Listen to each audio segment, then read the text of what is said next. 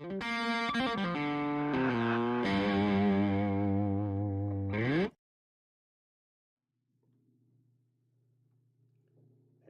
good morning. I hope everybody's doing well today. Just checking my sound. Sounds like I'm coming through. If you can hear me, say hello. It's Dr. Roddenberry coming to you on February 14th, Valentine's Day, here from Willow Springs, North Carolina. Wishing you much love and romance on this wonderful day. If you have a sweetie, make sure you get them something nice to let them know that you're thinking about them today. Be sure to be wonderful to them. Uh, and hopefully you have a great Valentine's Day. And if not, it's a fabulous Tuesday as well. Okay, so looks like we've got a couple of people on the broadcast. How are you doing today? It's good to see you. Thanks for coming. Today we are talking about chapter 6. This is the final chapter of module 3. And today we are talking about the self and relationship. So let's go ahead and go to our PowerPoint pressure. So this week, chapter 6, the self. What we're going to talk about today is I want to sort of give you an idea of what we mean when psychologists talk about this thing called the self.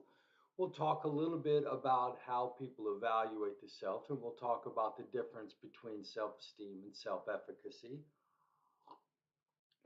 Then we'll talk about some theories related to how people think about their self, attributional strategies, impression management, and the positive illusions that people have. And then we'll talk a little bit about how we manage our impression. That is, we vary the self that we present to other people. So that's what we're going to be talking about today in class. So let's go ahead and get started. Now, here's an interesting thing.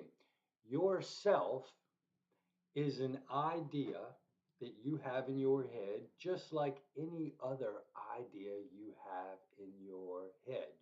We say that people have organized schemas in their head, just belief systems about any organism. So if you think about horses, there are some beliefs you have about horses. If I mention the word circus, you think about circus, there are some things that pop into your head when you think of circus. So we have these sets of beliefs about different things. One of the sets that we have a set of beliefs about is our sense of self, okay? If I say Chris Roddenberry, certain things pop into my mind, certain strengths, certain weaknesses, my history, my past, all of these different things that are a part of who I am as a person. And so I want you to take a second and think about yourself. If you sat down and had to describe yourself, what words would you use to describe yourself? I see we have a couple of people on the broadcast. One of you, I'm not sure who's here, but if you're here, give me 3 words that you would use to describe yourself if somebody asked you. I'd be curious to hear what words you would say. All right. Now, this represents your what we call your self concept, an organized collection of beliefs about the self. This is going to include your personality traits, your abilities, physical features, values, goals, social roles, and your history, where you come from, where you went to high school, uh, those kinds of things. All of these are going to coalesce into a unified sense of self. Now, what are the things that affect our sense of self? Well, feedback from others is very important in developing ourself, especially in our early life as our parents and family members sort of tell us who they think we are. And if you think about it, that's how a sense of self develops. You interact in the world kind of gives you feedback on who it thinks you are, and then we incorporate most of that feedback. So it's your life, your parents, your family members. As you get a little bit older, it's going to be your teachers, coaches, and your peers. And then even your close relationships and the bonds that you make across your life form sort of the core of who you are as a person. So I got Eric Anderson out here in the audience saying that he's energetic, sassy, and honest. I like that, Eric.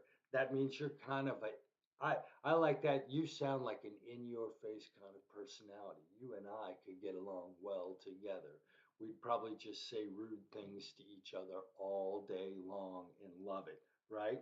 And so all this stuff coalesce into your sense of self.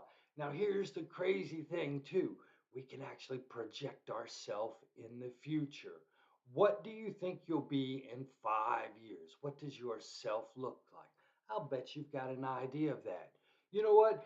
What about the self that your mom and your parents and other people expect you to be? What should you have been, right? And then what about if you were allowed to do exactly what you wanted in life? I would have been a baseball player if I could have been my ideal self, right? My dad wanted me to be in the military. That's my ought self. And I'm Chris, the community college psychology teacher. That's my actual self. So you not only can you think of yourself in all your qualities, but we can actually think of selves that we should be, selves that we shouldn't be. And so this thinking about who we are plays an important part in directing the course of your life. It sets the expectations for what you can do, what kinds of things you think you deserve, how you should behave. This collection of ideas about yourself that coalesces early in your life really has an impact on who you become as a person. Now, there's actually, where's that research? Oh my goodness. Where is that? Yeah.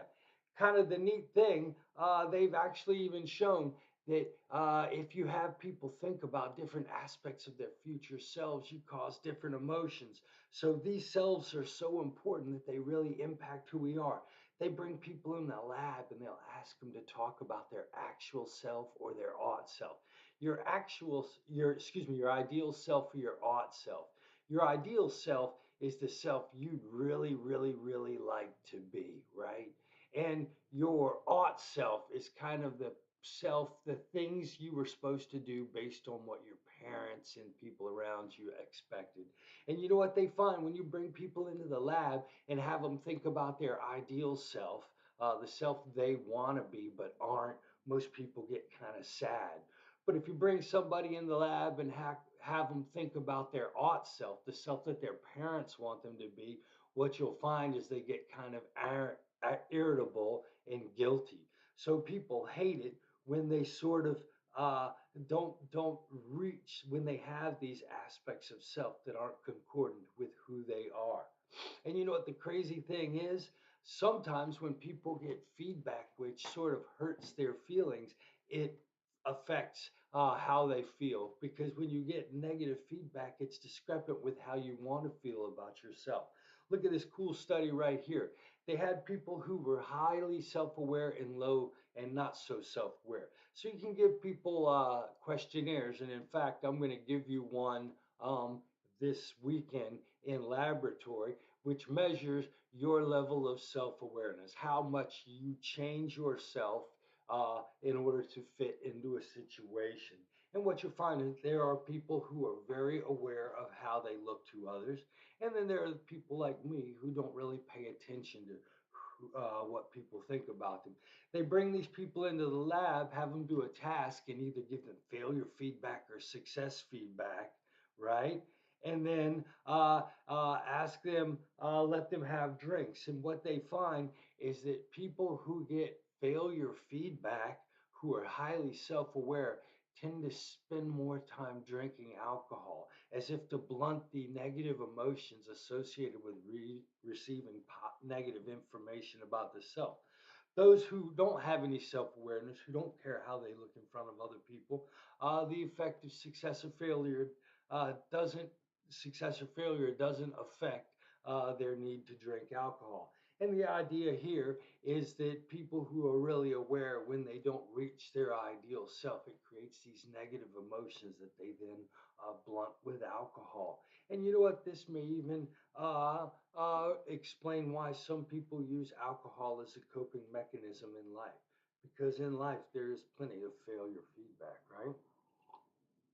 You know, The weird thing is, too, about selves is we also have to sort of uh, integrate different groups that we belong to. So you can think of sort of the groups we belong to as being a part of the self too.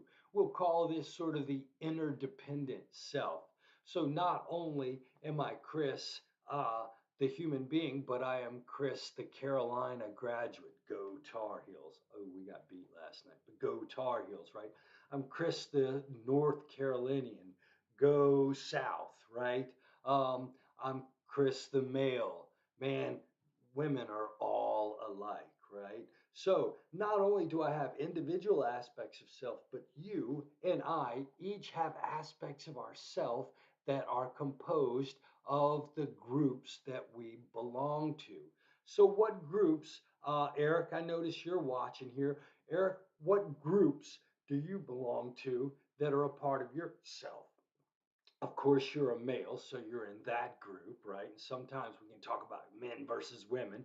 And when we do, you think about that aspect of yourself. Are you a Carolina fan or a state fan? What group do you belong to there? Eric, what other groups form a central part of your relationship? So we can think of groups as being a part of ourself too. Now, your book talks a little bit about cultural differences in self, and what they're going to argue is a consistent finding found by, I think it's Marcus and Kitayama. These researchers from Japan have done a lot of research on conceptions of the self, and what they find is that people in Asian cultures tend to give a higher part of their self concept to the groups in which they belong to than do Western counterparts. So they argue that for Asian cultures, the self is more strongly composed of the group systems in which one belongs to.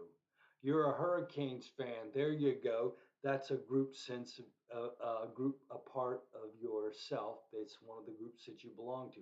So we all have an interdependent and an independent self. And sometimes, depending upon which of these selves gets threatened, people can actually move their identification to the group or the self. So if you attack me personally, then I back into my group identity and I say, hey, Southerners are better than Northerners if you attack me personally. On the other hand, if you attack my group, Southerners or Northerners or men, I might uh, focus on aspects of myself that are individual. And so the weird thing is, people can bounce from their group identity to their self identity quite easily. And it allows us to buffer against negative effect depending on what's getting attacked, right? But like I said, having the self get attacked with failure feedback or thinking about the ways in which you come up short, these aspects of the self have real impact on who we are as human beings, right? Now, let's talk a little bit about evaluations of the self. Now, if you think about it, Eric, I could sit down and I notice we've got a couple more people on the broadcast. And if you want, you're more than welcome to type in the chat bar. I'd love to know who's here. But if you think about it, I could sit you down, Eric, and we could spend the next hour carefully combing over yourself, and we could write down all of the words that could be used to describe you, all of the personality traits, all of the experiences, all the groups you belong to. We could go through and we could catalog yourself, Eric. We could do that for each and every one of us. And what we could do is, if you look right down here, you'll notice we could sort of characterize the relationships you have. We could characterize your emotions. Uh, we could characterize the activities that you do. In this case, it's coursework. We could talk about your physical characteristics: tall, short, thin, fat, good looking, not so good looking, blue eyed, brown eyed, Caucasian, Asian, Hispanic, whatever. We could talk about all of those characters. All of those characteristics, in a sense, are what compose your self concept. Here's the thing though, most people don't access every part of their self. Instead, what they do is they chronically access a subset of these self identities. Each and every one of us has good qualities. Each and every one of us has bad qualities. Each and every one of us have strengths, and each and every one of us have weaknesses. But you know what? When you ask some people to think about themselves, some people tend to focus on the things they don't like about themselves, and other people tend to focus on the things that they like about themselves. And so when you ask people to evaluate themselves, what you're going to find is that people can be divided into their sort of their global belief in whether or not they are a cool person or not a cool person. We call this global evaluation of the self your self esteem. And when you talk about self esteem, that's what you're talking about. Just a quick upfront uh, check on how positively you feel about yourself. If you look over here to the side, you see the famous Rosenberg self esteem scale. This 10-point scale is the same scale that your clinical psychologist will give to you if you go in for a psychological diagnosis. This is a psychological instrument that is designed to measure your self esteem scientifically. And basically, you have you on a 4-point scale, you tell me whether or not you agree with these 10 statements. For some of these 10 statements, 4 represents a very positive evaluation of yourself. And for half of these statements, 4 represents a very negative evaluation of yourself. We reverse score the negative ones so that for everything 4 is a higher number. And what we do is we take your average score across these 10 items, or actually we look at your total score across these 10 items, right?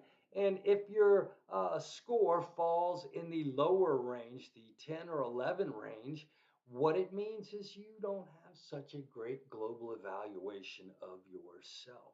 And this is what we call self esteem. Hi, Tim. It's good to see you. Thanks for stopping in the broadcast. We're talking about self esteem, which is just a global evaluation of yourself. Now, self esteem has gotten a really bad rep. It was introduced in the late 60s as a scientific concept. You'll see the Rosenberg self esteem scale was 1965. Here you'll see the date on it. And this became a huge part of early childhood education. Childhood educators thought that most of the world's problems came from people who had low self esteem. It was thought that that's why criminals were criminals, that's why people failed school, that's why people became dropouts, that's why people did drugs. They thought it all came down to self esteem, how people felt about themselves. And this thing developed, some of you may have heard it. Conservatives hate it now. Progressives still tout this. It was called the self esteem movement, started in the 60s. We just need to work on helping kids feel good about themselves. At one time, people thought self esteem was the most important human quality. Now, what I will tell you is that high self esteem is associated with good adjustment.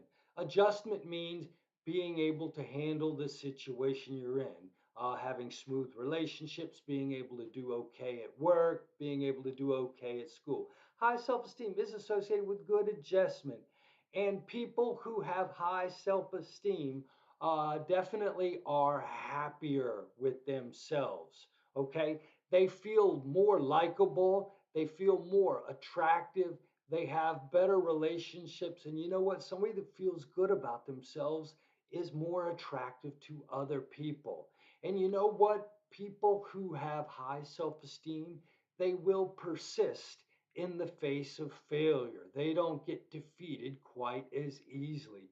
There are a lot of really good things associated with self esteem, right? It makes your relationships better. It makes you feel better about yourself, and it allows you to cope in the face of failure. However, I do want you to know self esteem has not been linked with academic or professional achievement. Self esteem doesn't make you a more effective human being, it just makes you a happier human being. So it is very, very important, I would say, to have children who have high self esteem. Okay, and probably the most important people for helping children develop a high sense of self esteem are the parents. Now, we're going to talk about this other orientation.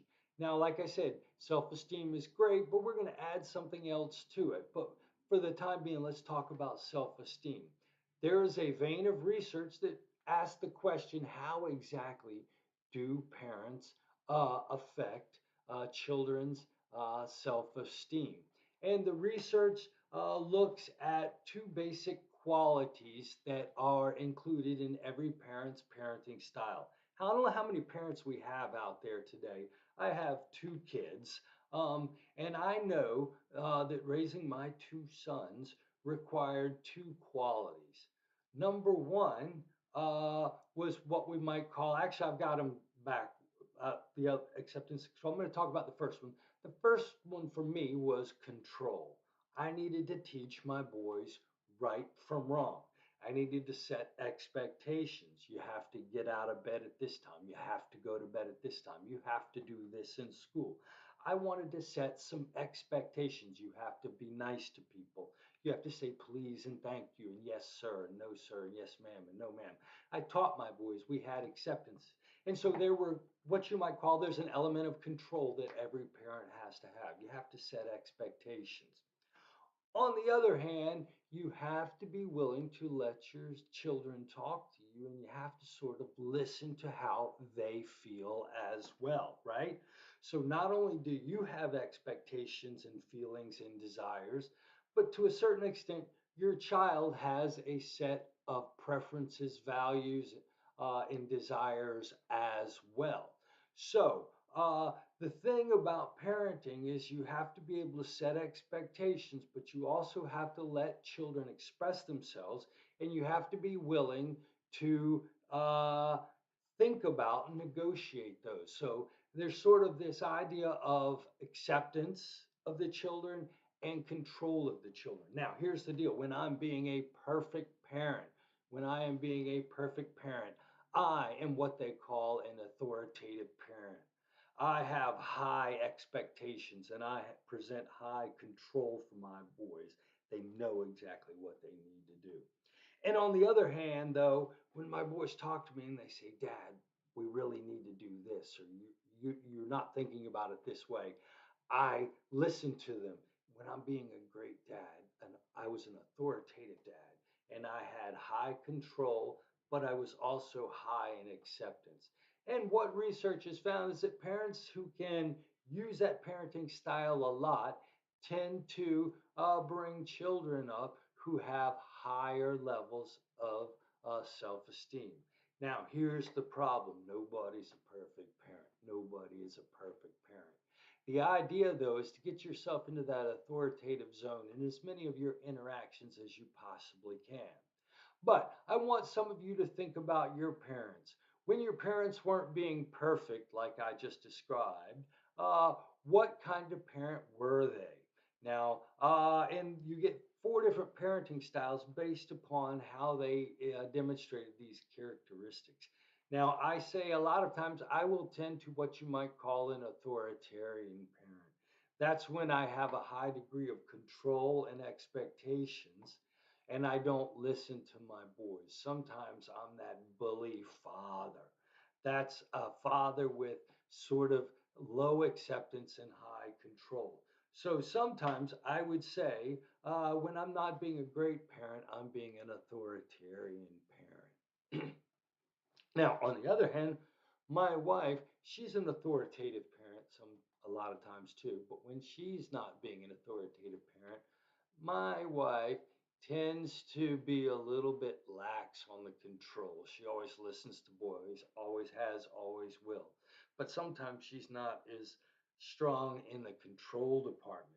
When she's not being a perfect parent, she dips down into the permissive parenting style. And then I hope none of you experience the parent that just doesn't pay attention to either give you control or acceptance. That's the neglectful parenting style. Now, what I want you to think about is what kind of parenting style do you adopt with your children? How often do you do that? And do you think you could find a way to get into the authoritative zone? So, what they say is in order for a child to feel good about themselves, you have to let them express themselves, but you still have to be the one to set the expectations. And what I find a lot of days is parents these days, a lot of them are really good at the acceptance part, but being the person that sets the boundaries and the control, that sometimes is a little challenging for parents today because we most of the time we sort of misconstrue setting boundaries with abuse. You can set boundaries and not be mean and cruel to your children. But a lot of people have difficulty in that setting control area. But what we want are children with high self esteem because it makes your relationships go better. It makes you more persistent in the face of failure. And you know what? You feel better about yourself. Now, I'll tell you that probably a more important quality for success in your life and in your children's life is your ability to regulate yourself, to control your impulses. To do well in school, you have to study and read the book and do the homework. That's not fun, but you have to do that. You have to control your impulses to run around, watch TV, and drink beer and engage in the right behaviors. If any of you are ex military people, one of the things the military trains you how to do is to control your natural impulses and to do what you are told in situations. Uh, the army is great, the military is great at helping people learn how to self regulate. And this is why I find ex military students tend to be some of my better students. It's because they are more regulated. Now, I'm not throwing shade at any of you 17 or 18-year-old students. I was a 17-year-old freshman at Carolina, totally unregulated, full of talented, but with no sense of control or discipline. And I suffered for it. And one of the things I find is that my older students as well, my 30 and 35-year-old students, especially ones that are that are parents, are more self-regulated. What you're going to find is that while self-esteem makes you happy, self-regulation makes you successful. Controlling and directing your inner resources. Now, one of the most famous tests of this was done by a fellow named Walter Mischel. Look at this young fellow down here looking at this marshmallow. He used the famous marshmallow test.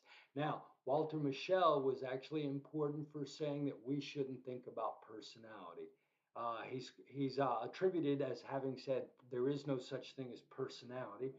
What he meant was you really can't learn much from personality. Really, if you want to learn something from about somebody, you need to learn about their ability to control their impulses. And so he developed the famous marshmallow study right down here. And what you do is you take a child. This kid's a little bit old. He's probably going to be okay. But you take a child anywhere from the age of 2 to about 7 or 8, and you put them in a room and you put in front of them one marshmallow. Okay? And then what you do is you tell that kid this: listen, I've got to leave for about 15 minutes. I'll make a deal with you.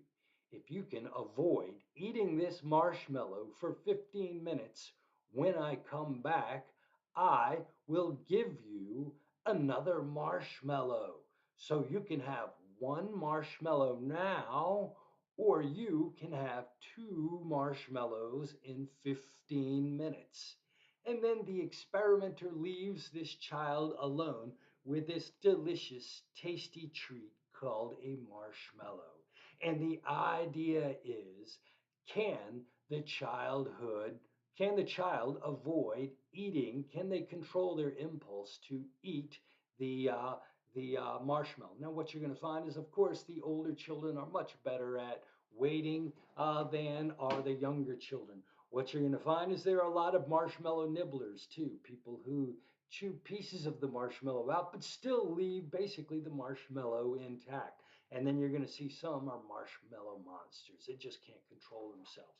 Now, the cool thing that Walter Mischel found is that children at 4 year old who are good at controlling their impulse turn out to be better students and have better social competence. That is, they fit in better in middle school, right? And if you think about it, the kids that didn't fit into middle school were the ones that hit, called people names, and couldn't control their impulses. Higher academic achievement, that's what we really want. What we want is not only children who are happy, but we need children who can be productive. And in order to be productive, you have to control your impulses and marshal them in the right direction. Self regulation, a concept discussed and researched by this fellow named Walter Mischel. And I want you to remember the marshmallow study. Now, what we typically talk about now, and sort of what forms the basis of cognitive behavioral therapy, is this thing called self efficacy. Now, self efficacy is your belief in your ability to perform behaviors that should lead to expected outcomes. Have any of you ever quit a habit before or lost weight? What is the difference between somebody who can go on a diet and lose 30 pounds and somebody who can't lose 30 pounds? Why is it some people can quit smoking, but other people can't quit smoking? Why is it some people are able to go to college and finish 40 classes and get their 4 year degree, and other people just can't seem to get it together? The difference between these people is what we'll call self efficacy. And Albert Weiner, Albert Bandura, Bernard Weiner, Albert Bandura, and others in the 50s and 60s sort of came upon this concept of self efficacy, which is our ability to perform behaviors that should lead to expected outcomes.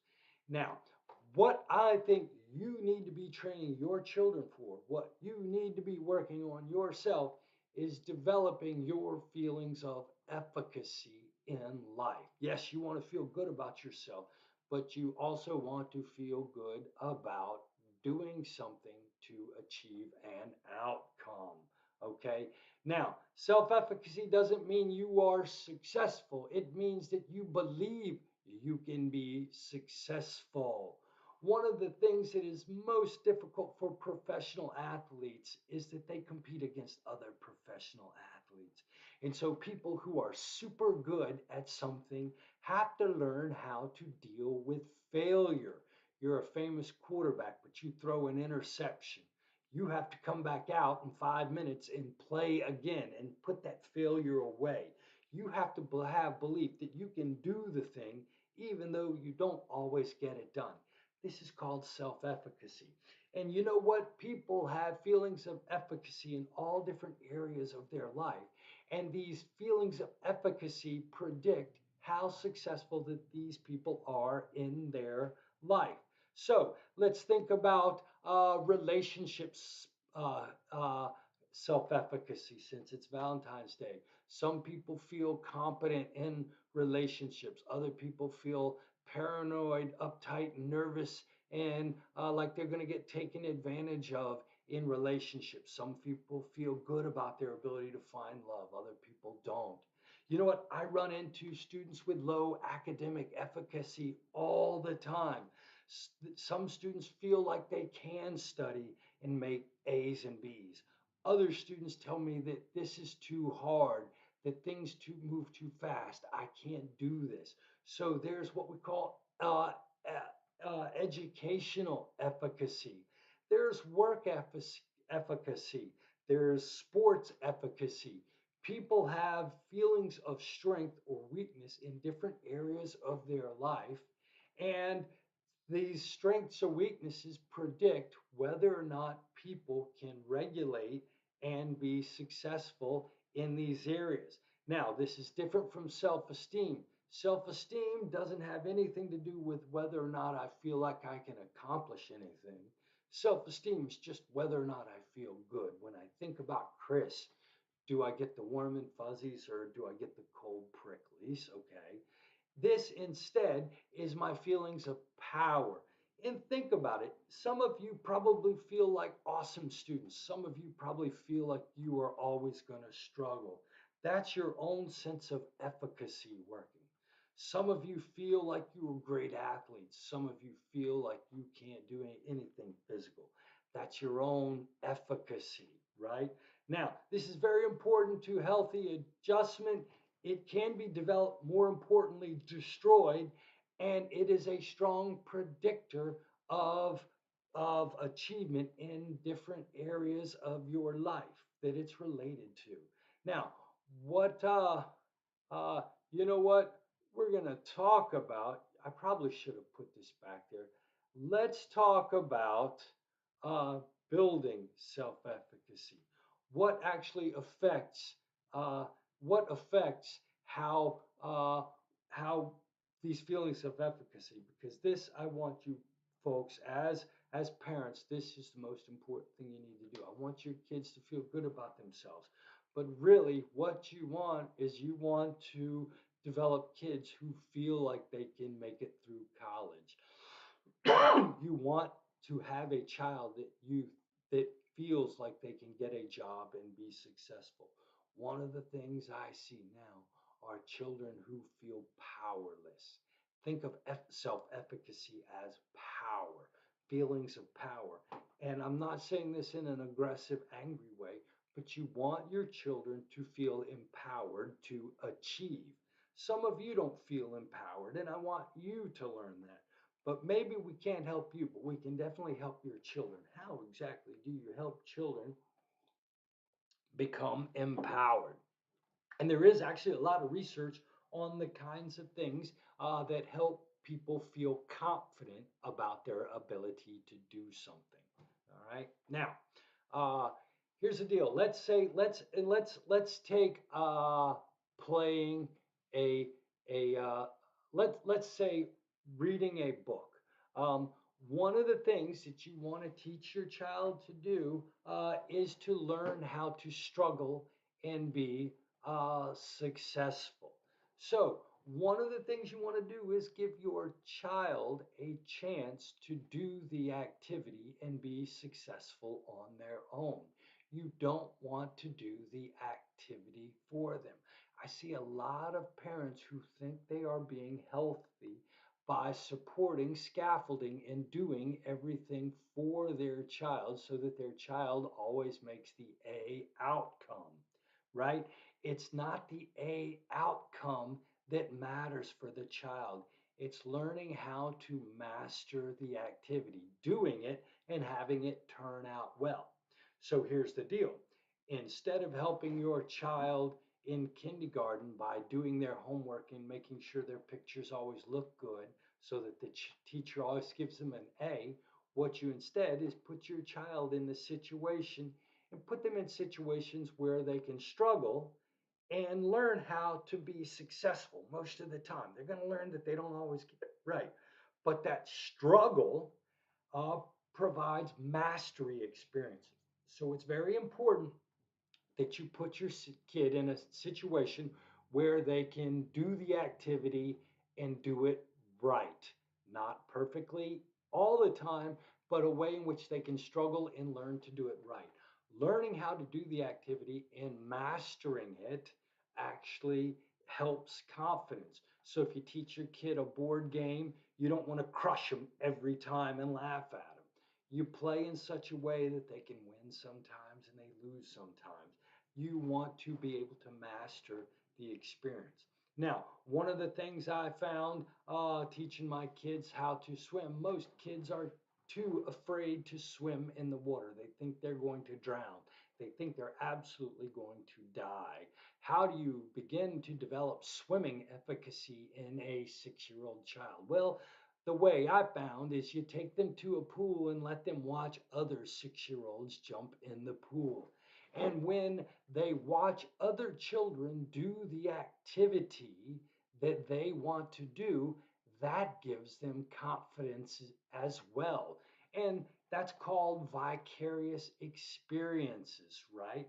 So, You take your child down to the pool. You let them watch the other children jump into the pool, and then you get there and you encourage them, use persuasion and encourage them till they master the activity themselves, jumping in the pool. Do you see how we're doing this? I take my child to the pool. I tell him, you can do this. I watch the other kids. He gets the vicarious experience to see the other kids jump in the pool. Now I see that it can be done. Then dad tells me I can do it too. He persuades and encourages me. And then I finally jump in the pool. That's a mastery experience. In one day, you've given your children a strong foundation for learning how to swim by persuading them, by letting them watch other kids, and by letting them jump in the pool themselves. Now, the weird thing is, uh, the weird thing is, you also have to let your child help your child interpret their emotions. One of the things that human beings do is they interpret the beating of their heart as a measure of how good they are at something. And if my heart is beating out of my chest, I know that I can't do whatever it is I'm trying to do. So people interpret their emotions sometimes in ways that prevent them from doing things. And so one of the things that sports psychologists have to do is what you will also have to do as a parent is you will have to help your child learn to interpret their emotions. When you take your 6-year-old to learn how to jump in the pool the first time, they're going to be freaked out, and you're going to say, you know what, it's okay. You're just a little nervous. You're going to be fine. You're going to be fine. Don't worry. And so you're helping your child interpret their emotion. And so in learning how to swim, dad took me down to the pool. He let me watch the other kids jump in the pool. That's vicarious experiences. He then persuaded me and encouraged me that I could do it too. And finally, I engaged in them. And he told me that my emotions, my fear, uh, was normal and that I was going to be okay. He persuaded and interpreted my emotional arousal. And finally, I jumped in the pool myself and had a mastery experience, which he coached. See, I didn't do anything for the child. I instead provided the support and helped them do it on their own. And what you need to do is when it comes to reading, when it comes to school, when it comes to making friends, this is what you have to do. So, in making friends, you take your kid to kindergarten the first day. They're shy and don't want to make friends. You take them to kindergarten. You point to other kids who are talking and playing. See those little kids playing? They're having fun. See those kids playing? They're having fun. And your child sees that in kindergarten. You then say, you know what? You can do this. Persuade them. Don't be worried. Don't be nervous. It'll be fine. So you persuaded and interpreted your kid that they can make friends in kindergarten.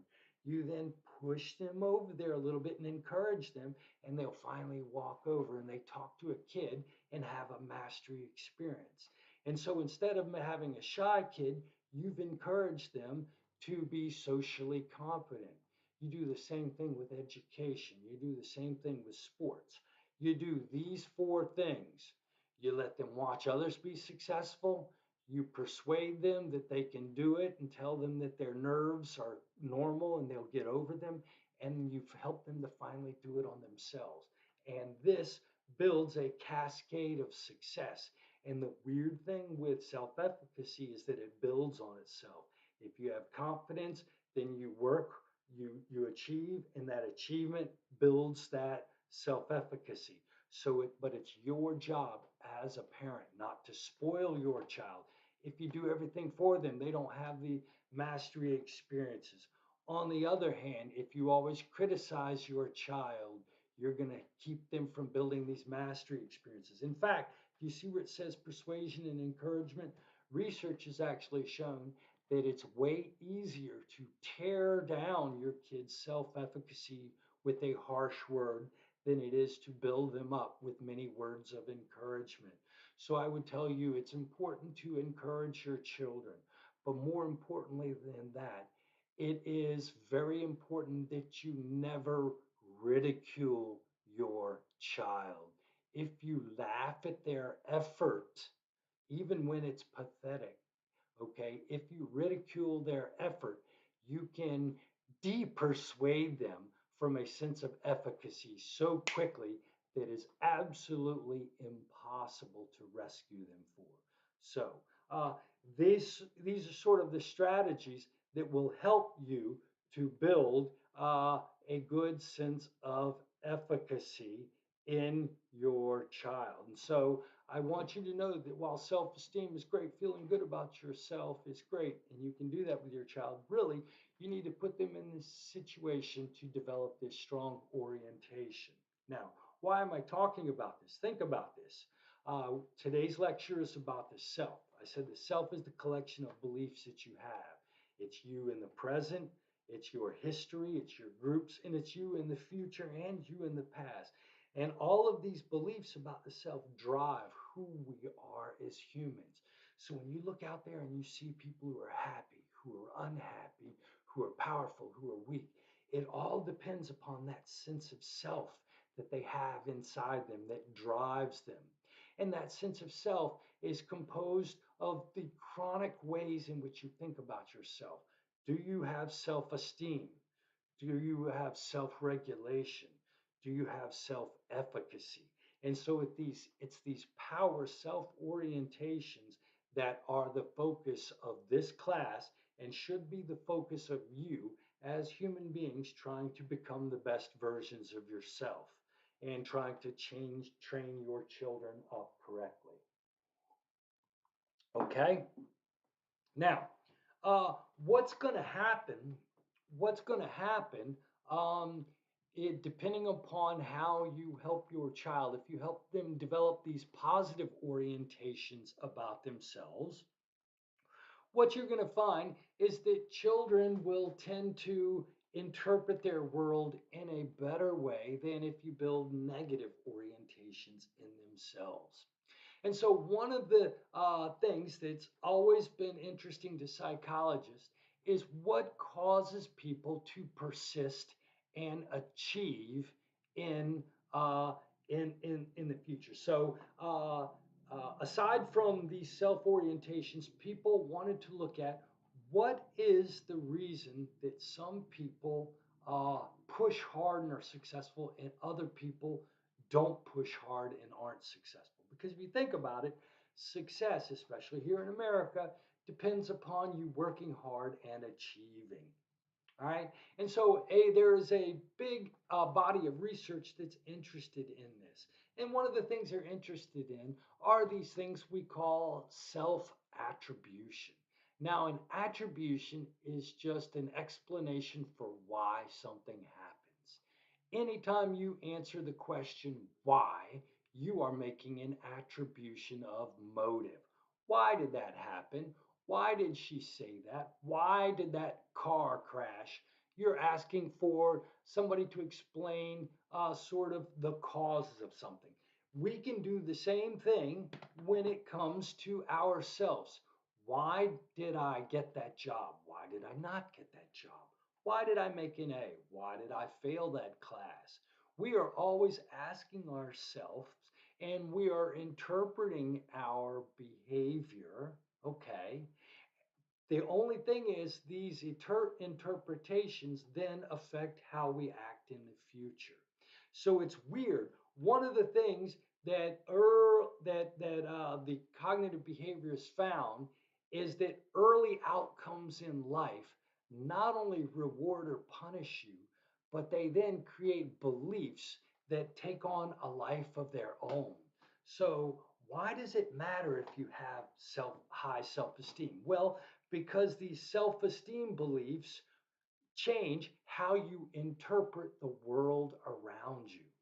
This attributional styles, this ability to, efficacy affects how you interpret the world. Whether or not you're a pessimist or an optimist determines how you interpret the world. Now, here's the deal. A lot of times, so self attributions are the inferences that people draw about the cause of their own behavior. Is it something you did, or is it something that somebody else did? Is it likely to change, or is it not likely to change?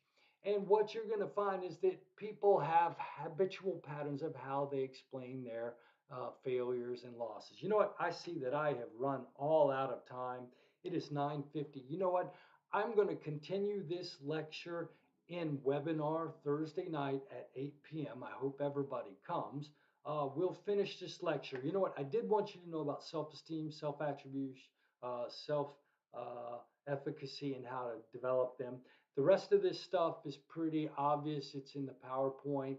We'll talk about it on Thursday night, but hopefully you have enough information. We're going to talk about explanatory style. Whether or not people make internal or external attributions depends upon whether or not they're a pessimist or an optimist.